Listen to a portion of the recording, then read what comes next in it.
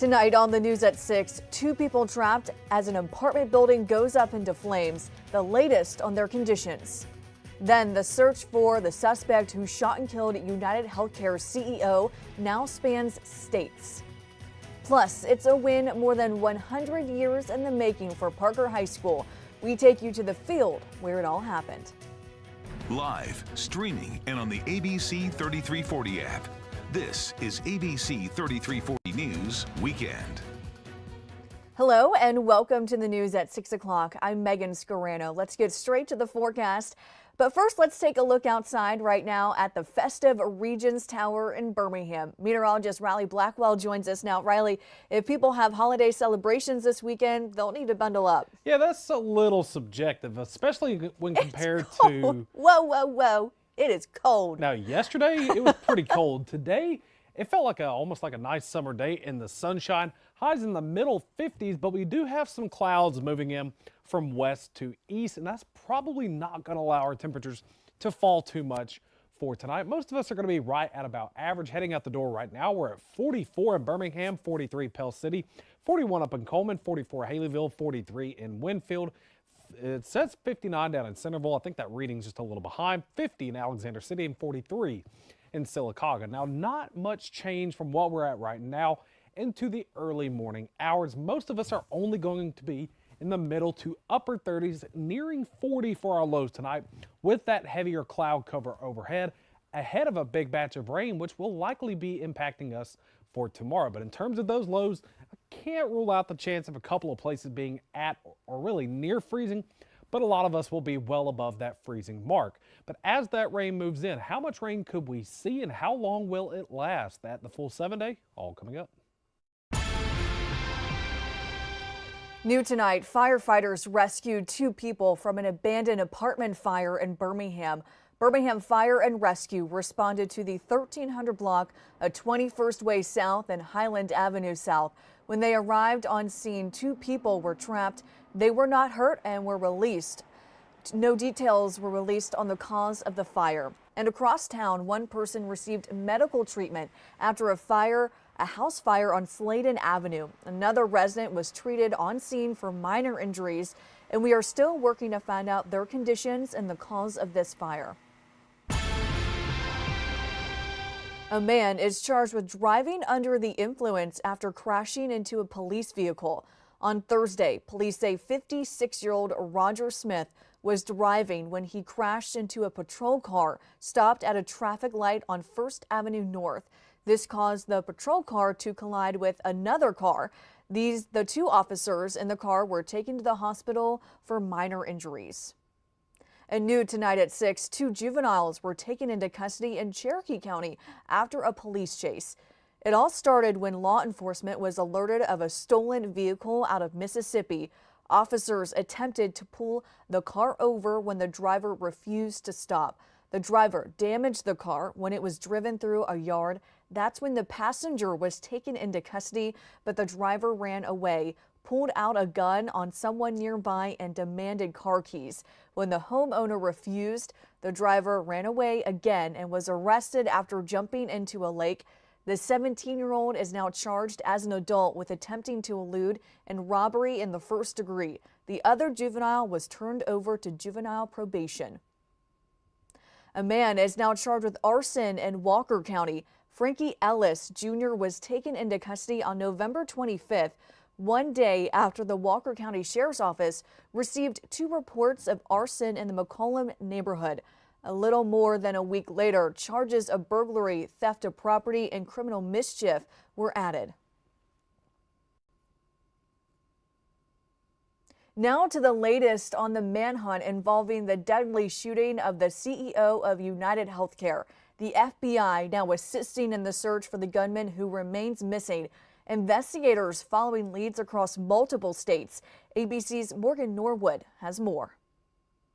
The FBI is assisting the NYPD in a nationwide manhunt for the suspect believed to have killed United Healthcare CEO Brian Thompson on Wednesday, not far from Rockefeller Center in New York City. Investigators say the suspect, wearing all black and a ski mask, waited until the 50-year-old Thompson showed up at the Hilton Hotel for an investors conference before fatally shooting him at point-blank range. At this time, Every indication is that this was a premeditated, pre-planned, targeted attack. Law enforcement sources telling ABC News that investigators believe they were able to find DNA samples from several pieces of evidence left behind at the scene. Shell casings with the words deny, defend, and depose, a possible reference to the ways insurance companies avoid paying medical claims, also found at the crime scene, along with live rounds from a 9mm gun. Police say the suspect fled on a bike to Central Park, where a gray backpack was recovered on Friday by police. Authorities say the suspected gunman has since left New York City. Investigators say the suspect arrived in New York 10 days prior to the shooting on a Greyhound bus and boarded somewhere between Atlanta and Washington, D.C. Detectives now using facial recognition technology on these images captured when a clerk checked who they believed to be the suspect into a hostel and asked to see his smile. As his picture moves more and more into various states, in particular between Atlanta and New York City, you're going to get more and more people calling in. And as long as the local affiliates, the local newspapers, and law enforcement keep that picture up, somebody is going to ID him. United Healthcare is a wing of United Health Group, one of the largest health insurers in the country. The company says they're deeply saddened and shocked, and that Brian Thompson was a highly respected colleague and friend. Brian's wife telling ABC her husband was a loving father to 2 teenage sons and that their family is shattered. They're requesting privacy during this difficult time. Morgan Norwood, ABC News, New York.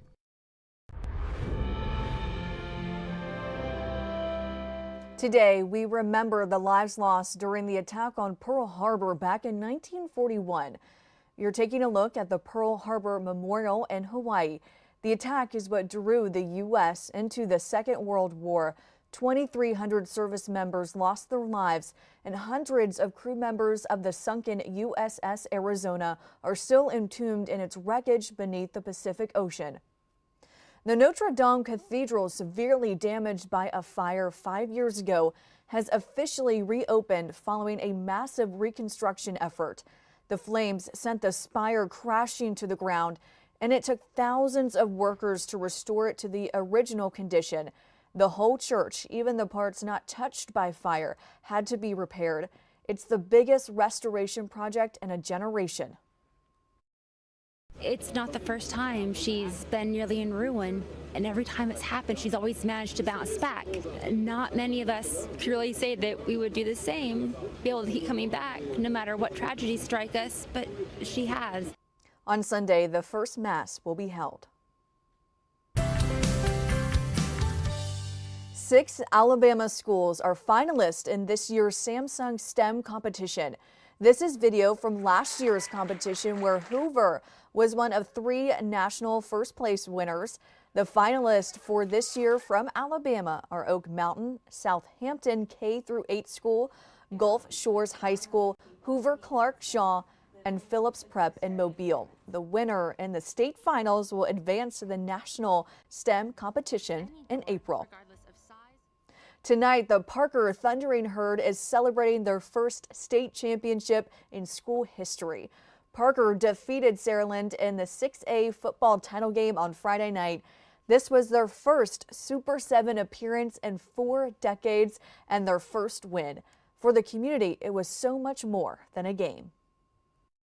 This next part of history would take the young men and families will know that any dream can come true no matter where you live, no matter where you come from. It's all about who you are and what you do with the life that you're given. Being a legacy here and seeing all of the young families here and the pride that they still have is momentous.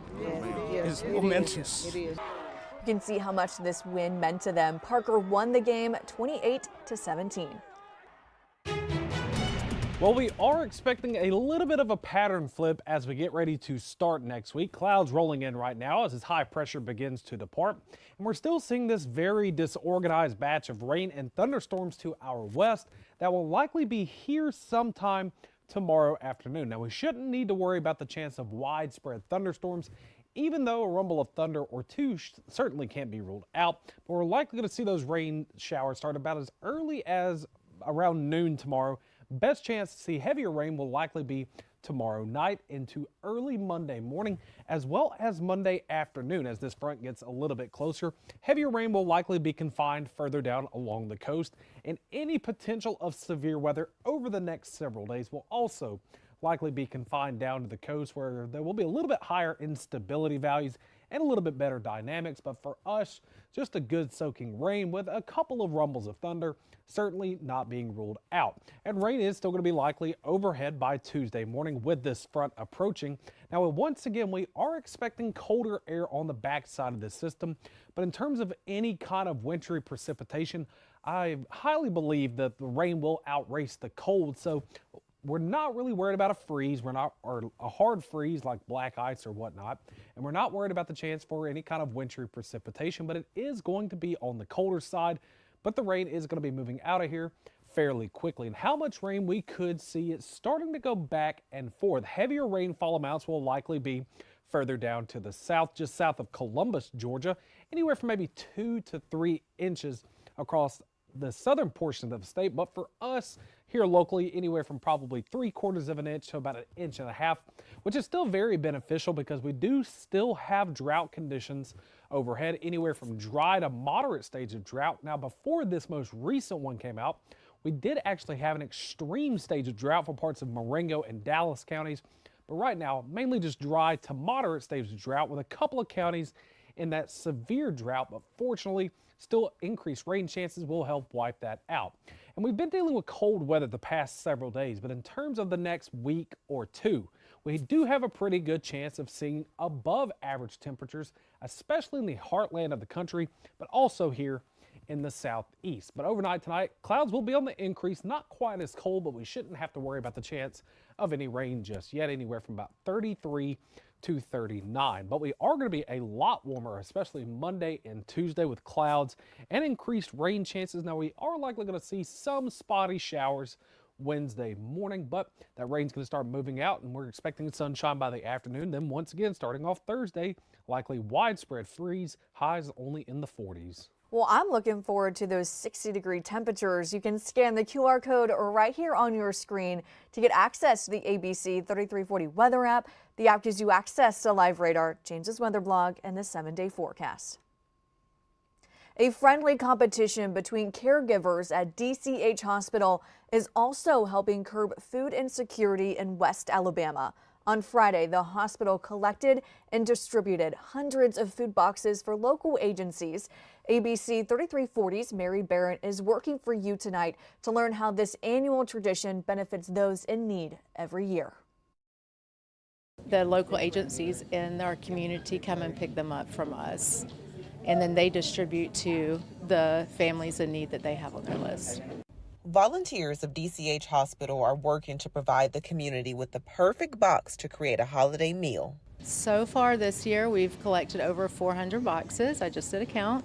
And last year, we had a little over 360. So we have exceeded our goal. DCH Health Professionals tells me it's too soon to declare a winner, but the reward of giving back is more than enough. We believe in our community. We want our community to be healthy.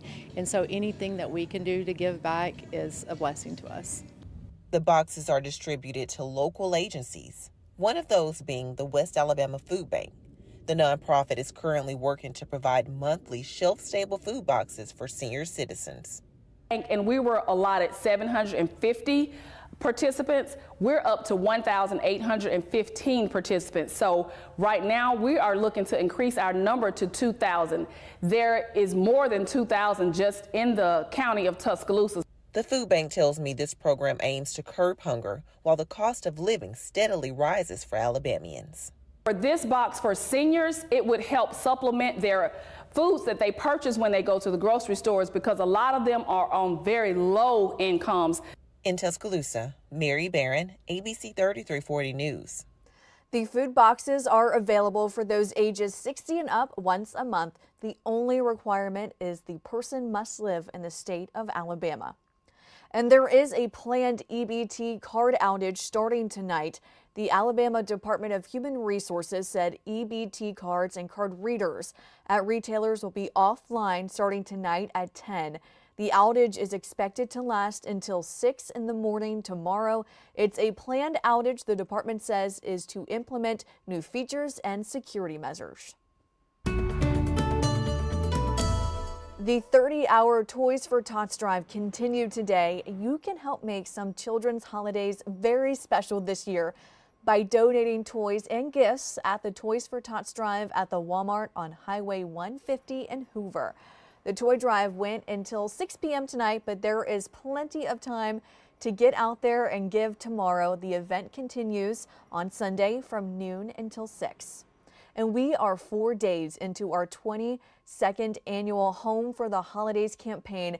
And just look at the progress on these houses. ABC 3340 partners with Habitat for Humanity every year to build homes for local families just in time for Christmas. This year's building site is in Bessemer, with a majority of the help coming from volunteers. Both families say they're excited for the future ahead in their new homes. The 40th annual Jingle Bell Run was in Homewood this morning. The event is put on by the Arthritis Foundation. There was food, kids activities, and costume contests, and of course a run. Prizes were awarded to the top finishers and fundraising teams and costume contest winners. The run consisted of a 5K and a 1-mile fun run route. Funds raised go to the Arthritis Foundation. And we just love seeing how you're decking the halls this holiday season with beautiful decorations and Christmas lights.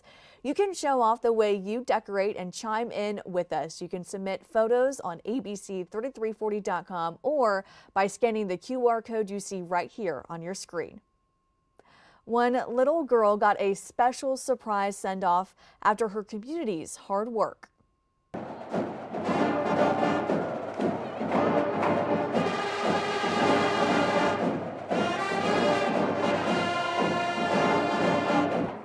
Students at Oak Mountain High School performed for Ansley Swimleer.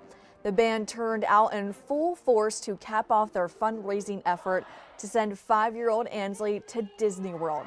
She was diagnosed with neuroblastoma at just 1 month old, but now her mom says not only has she recovered and is 5 years treatment-free, but she's also considered cured.